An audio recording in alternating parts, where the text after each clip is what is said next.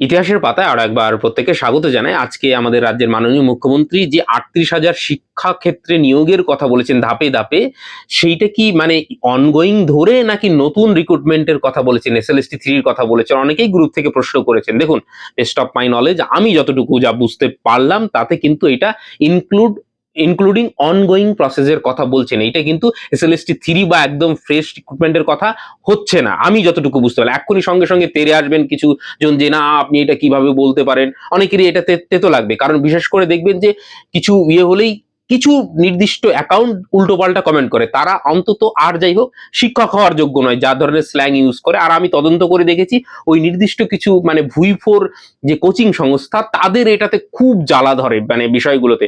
এর আগেও আমি বুঝিয়েছি যে এখনো থেকেও যদি খুব দ্রুত নিয়োগ হয় এসএলএসটি 3 কিন্তু আপনার হাতে বেতন পেতে পেতে অন্তত 9 থেকে 10 মাস সময় লাগবে। কারণ কি? কারণ অনেকে আমাকে প্রশ্ন করেন, অনেকে সেইভাবে টিউশন ধরেন, অনেক রকম কাজ করেন, তাদের তো সেই বাজেটটা মেনটেন করতে হয়। এই ভুল আশ্বাস দিয়ে তো লাভ নেই যে এই 3 মাসের 4 মাসের মধ্যেই নিয়োগ হয়ে যাবে। তো সেই ছেলেটা তো একটা আশা নিয়ে সেইভাবে প্ল্যান করবে, তার তো একটা বাজেট আছে। তো সেই জায়গায় দাঁড়িয়ে আমি তাকে কোনোভাবেই ভুল পথে পরিচালনা করতে পারি না।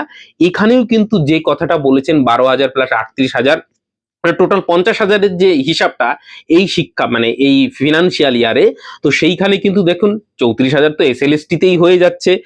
প্রাইমারি রয়েছে, সেই সঙ্গে 10-12 হাজার সেখানে নিয়োগ হবে। সেই সঙ্গে আপনার স্পেশাল এডুকেটরের যে বিষয়টা রয়েছে তারা নিয়োগ পাবে, এবং আপার প্রাইমারি কিছু জন হাজার খানেক আরো নিয়োগ পেল, অ্যাপ্রক্স 1200-র মতন সেইটা রয়েছে। এবং অধ্যাপক অধ্যাপিকা মানে কলেজে 2-3 হাজার নিয়োগ হবে। এই করলে দেখবেন 50,000 ক্রস করে যাচ্ছে।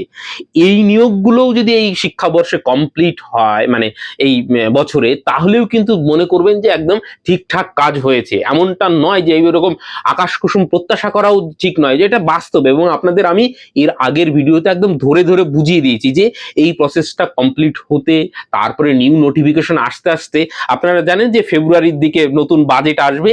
সেই বাজেট অনুযায়ী কিন্তু আবার আগামী বছর যে মানে ফিনান্সিয়াল ইয়ার হবে সেই ফিনান্সিয়াল ইয়ারের বাজেট হবে। তো এই বাজেটে কিন্তু এইগুলো আমি যেগুলো বললাম যে এই যে মানে SLST 2 ongoing plus group C group D রয়েছে, সেই সঙ্গে আপনার স্পেশাল এডুকেটর রয়েছে, কলেজের ফর্ম ফিল আপ হয়ে রয়েছে, সেগুলোর ভাইবা আগামীতে শুরু হবে। আপনারা জানেন আগে থেকে ভোটের আগে থেকেই ফর্ম ফিল আপ শুরু হয়েছিল, সেটা এক্সটেন্ড হয়ে হয়ে এই অবধি এসছে। এখন কিন্তু ভাইবার প্রসেস আছে, সব মিলিয়ে টিলিয়ে কিন্তু 50,000 ক্রস করে যাচ্ছে। তো সেই নিয়োগের কথাই বলছে, এইটাই আমি অন্তত বুঝতে পারলাম। এবং ওবিসি নিয়ে যে মানে আমি যেটুকু বুঝতে পারলাম যা বললেন তাতে দেখুন, সরাসরি তো তিনি বলেননি, তাতে বোঝা যাচ্ছে যে 7%-এর দিকে ইঙ্গিত। তাহলে তিনি বলেছেন যে আমরা ওবিসির সমস্যা মিটিয়ে দিয়েছি, তার মানে কি 7% করে মানে যে মেটানোটা মানে কি 7% করে দেওয়ার কথাই বলা হচ্ছে এখানে, অফিসিয়াল এখন 7%। তাহলে সেই দিকে পাল্লাবাড়ি।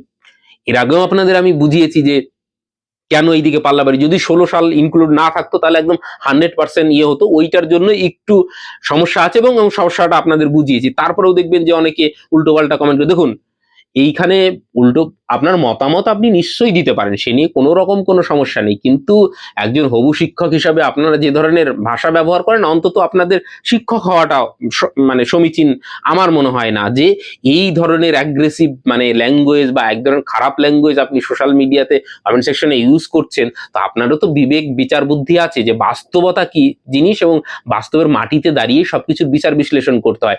আপনি কোচিং সেন্টার চালাবেন বলে বা আমি সত্যি কথা বলছি বলে একটা আমি সবসময় একটা মানে ওভারঅল পারসেপশন দেওয়ার চেষ্টা করি যে কি হচ্ছে, তাতে আপনার ব্যবসায় ক্ষতি হলো না কি হলো, আপনি এসে এখানে উল্টোপাল্টা কমেন্ট করলেন, তাতে কিছু যায় আসে না। কেউ বোকা নয় যে আপনি একই অ্যাকাউন্ট থেকে বারবার কমেন্ট করে যাবেন উল্টোপাল্টা, আর মানে সেটা আমাকে সহ্য করতে হবে এই রকম মানে ভুইফোর যে সমস্ত কোচিং সেন্টার গুলো আপনারা যে ধরনের মানে এই মানে ব্যবসাগুলো চালান, সেইটা আপনারা চালান আপনার ব্যবসা, সেটা নিয়ে তো কোনো সমস্যা নেই। কিন্তু মানুষের পিছনে কেন লাগতে আসেন? সেটা আপনার অডিয়েন্স রয়েছে, আপনি সেইখানে গিয়ে আপনি আপনার কথা বলুন। আমি আমার যেটা পারসেপশন, আমার যেটা আন্ডারস্ট্যান্ডিং আমি সেটা বলবো। তাতে কারো ভালো লাগলে সে শুনবে, না ভালো লাগলে নিশ্চয়ই। এখানে সোশ্যাল মিডিয়ায় কি কেউ কাউকে ধরে রাখতে পারে? আমি কখনো বলি যে আমার সাবস্ক্রাইবার বাড়াতে হবে, সেই জন্য আমাকে শেয়ার করুন, সাবস্ক্রাইব করুন, এসব আমি কখনো বলি? কখনো বলি না। আপনার ভালো লাগলে আপনি দেখবেন, ভালো না লাগলে আপনি দেখবেন না। অবভিয়াসলি আমি তো কাউকে ধরে রাখছি না, তাই না? তো এই ধরনের মানে অযাচিত, অবাঞ্ছিত কাজ করবেন না। যেইটা মানে একজন ছাত্রছাত্রীর পক্ষে সঠিক গাইড, সেইটা দেওয়ার চেষ্টা করবেন। না হলে এই যে এইখানে সেখানে গিয়ে উল্টোপাল্টা কাজ করে আলটিমেটলি কোনো লাভ হয় না। তো যাই হোক, আমার যেটা আন্ডারস্ট্যান্ডিং আমি সেটা বললাম যে এটা কিন্তু অনগোয়িং প্রসেসই হচ্ছে, এবং মেবি 7% এর দিকেই কিন্তু পাল্লা ভারী, এইরকম অবস্থায় দাঁড়িয়ে রয়েছে। তাই বলে যে মানে লড়াই ছেড়ে দিতে হবে বা আশা ছেড়ে দিতে হবে, এরকম তো বিষয় নয়। কন্টিনিউ পড়াশোনা চলবে, সেই সঙ্গে লড়াই চলবে, সবকিছুই হবে। আইনি লড়াই, রাস্তার লড়াই, যারা যেভাবে যে করছেন, এই যে ফেসার যারা যে লড়াই করছে, সেটা তো তারা করবে। এবং যারা যোগ্য 16 সালের যারা শিক্ষক, তারাও নিজেদের মতন লড়াই করছে, তারাও তাদের মতন লড়াই করবে। এটা তো খুব স্বাভাবিক ব্যাপার। সবাই নিজের অধিকারটা বুঝে নেওয়ার জন্য লড়াই করবে, এইটা তো কোনো রকম কোনো ভুল নেই। তার মানে এই নয় যে মানে অন্যকে ক্ষতি করতে হবে। অন্যকে ক্ষতি না করেও কিন্তু নিজের অধিকার আদায় করা যায়। তো যাই হোক, ভালো থাকবেন, সুস্থ থাকবেন। Thank you.